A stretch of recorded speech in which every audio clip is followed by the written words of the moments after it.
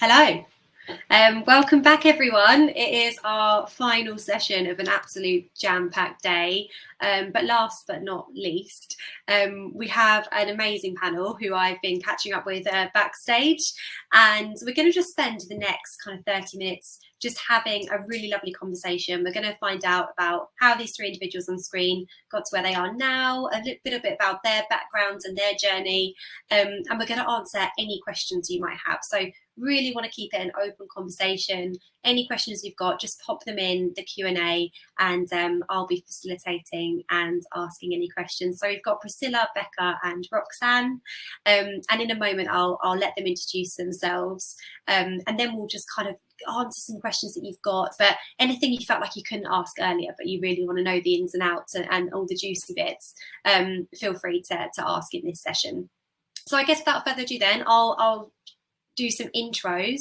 So I don't know if Priscilla, you're the top left on my screen. I don't know if you're the top left, everyone else is, but if you want to kick us off, it'd be great to just get an intro into who you are, your name, where you're kind of currently studying and your title or your current experience, current role. Okay, thank you, Emma. So as Emma rightly said, my name is Priscilla. Currently, I study something called the LPC, which stands for the Legal Practice course, which is basically like postgrad law. I will spare you the details and not go into too much about that now. I'm doing that at the Nottingham campus. And in terms of my journey so far, I went to the University of Southampton prior to this. So I've had quite a bit of experience around the country. But my parents and where I originally live is in London. So again, I've had quite a bit of experience around, and I have quite a rounded view of like different places, so I can give quite a bit of background and context to that.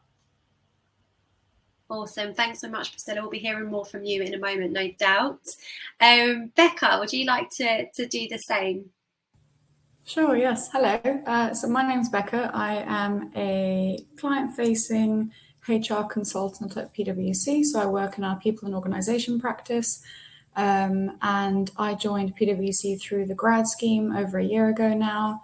And yes, I have an undergraduate in politics and a master's in human resource management, and looking forward to hearing from you and answering any questions you might have. Thanks so much, Becca. And Roxanne, familiar face from earlier for a lot of people, no doubt, but are you able to do the same for us?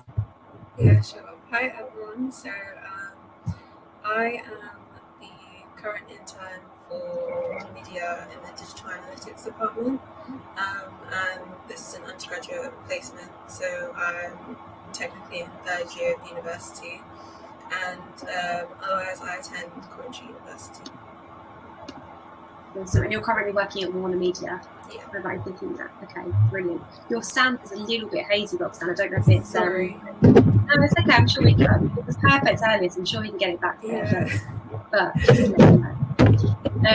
Awesome. So as we spoke about backstage and as been discussed today, you know, today's event is all around kind of breaking those kind of misconceptions around you must know someone to be able to get a job, or you know, it doesn't always have to be like what kind of background you might have to come from typically to get into work. I guess one of my first question for you all is have you ever felt like there's been any kind of barriers to entry or any hurdles you've had to overcome in order to get to where you are now? And if you don't mind just sharing them with us, that'd be amazing if you feel comfortable to do so.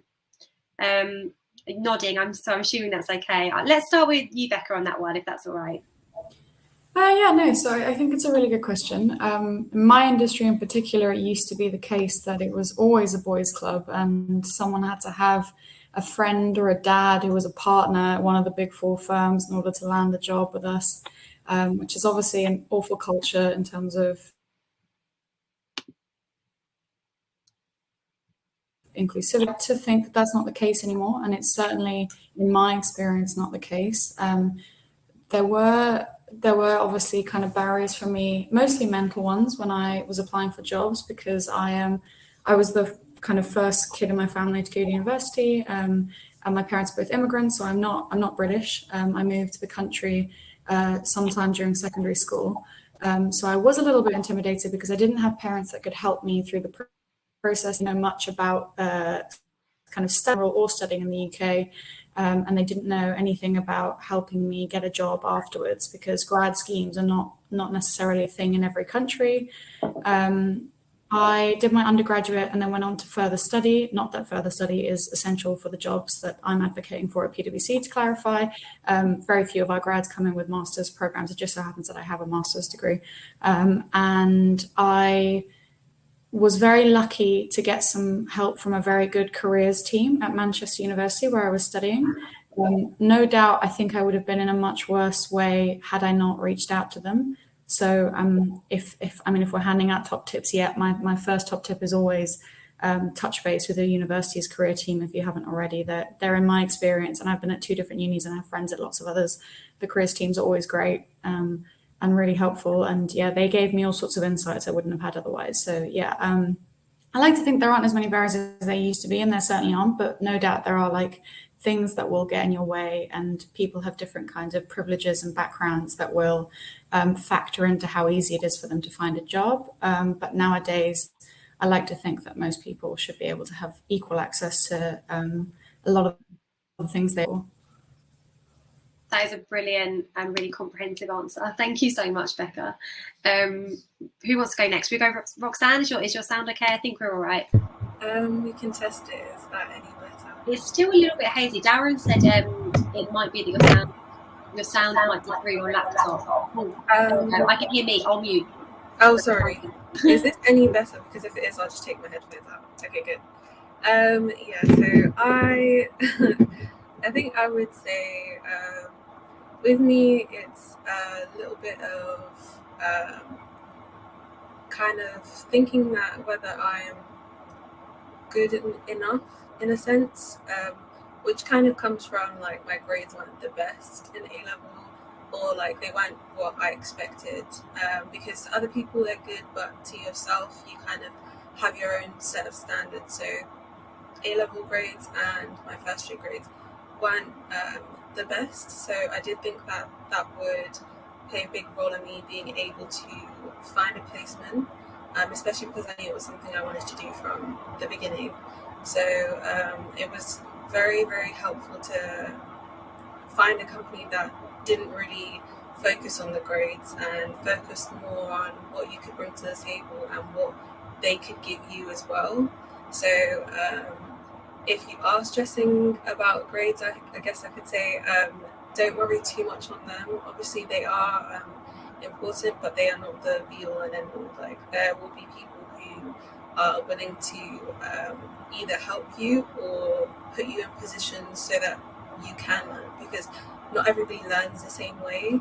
Some people learn through experience, which is the best way that I learned. So yeah, that was really helpful, and that was something I kind of had over my head for a really long time. But